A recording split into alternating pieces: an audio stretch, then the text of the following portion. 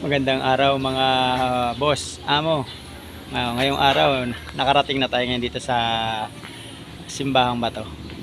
Ito yung pinapanood ko lang sa mga nagbablog. Ayan oh. Ngayon, ako na yung magbablog. Panoorin nyo yung mga followers ko. Tutur ko kayo dito. Pasukin natin. At mamamanata naman tayo dito sa Simbahang Bato. Let's go! Pasukin natin. Ayan po mga boss, ang Simbahang Bato.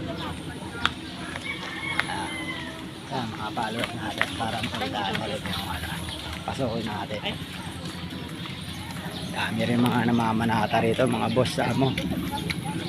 Ikutin natin ang lugar na to para makita nyo rin, para isama nyo rin mga pamilya nyo, kaibigan, kay mga riders, lalo yung mga riders. Magandang ganda to dahil dito kami duman sa yung sa sungay ba yun, yung sa boundary ng pababa ng Tagaytay, labas sa may Talisay. Boss, sa labas may bilian ng mga kandila. Pwede kayo magtirik dito yung mga namamanata rito. Tirik na kandila. Ayan mga boss. Diba? Ganda. Kailangan nakangiti ka pag pupunta ka rito para mahigop mo yung positive energy. Para katulad ka. Nahigop ko ng positive energy dahil nakapagsinda na ako. At ito rin si Mama Mary. Ano natin? Kasi nga papunta tayo ngayon sa loob, itutur ko kayo.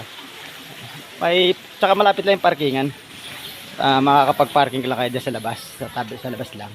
Tapos may mga nagtitinda rito, sampagita, mga sari-sari, mga boss amo. Tapos dito sa kabila may mga tindahan ng mga rosary, iba-iba mga souvenir mabibili ng mga boss amo. Tapos ayan si Papa Jesus, ang love niya. Ganda ng arko niya mga boss amo. Ayan o.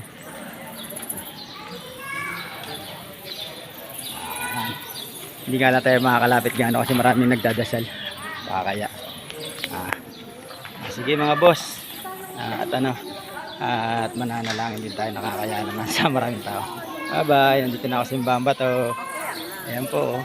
Simbahang Bato na tayo. Bye bye po.